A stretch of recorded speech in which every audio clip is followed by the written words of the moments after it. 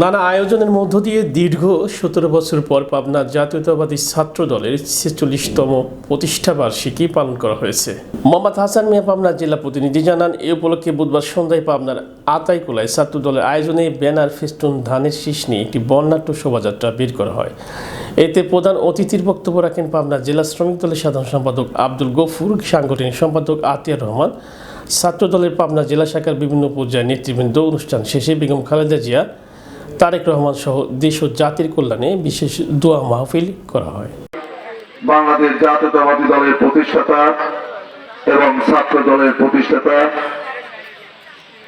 আমাদের সকল রাষ্ট্রপতি জিয়াউর রহমানের আত্মার উপর শ্রদ্ধা নিবেদন করে আমি আমার কিছু কথাগুলো শুরু করছি। ছাত্রদের যখন আমি হই এই ছাত্র দলে যার হাত ধরে আমার রাজনীতিতে আসা আমার প্রাণপ্রিয় বড় ভাই বাংলাদেশ জাতীয়তাবাদী ছাত্র দল পাবনা জেলা শাখা সহ সাধারণ সম্পাদক, আমি সাবেক যেসব নেতা আমাদের সঙ্গে আছেন সবার নাম বলা সম্ভব নয়, তবে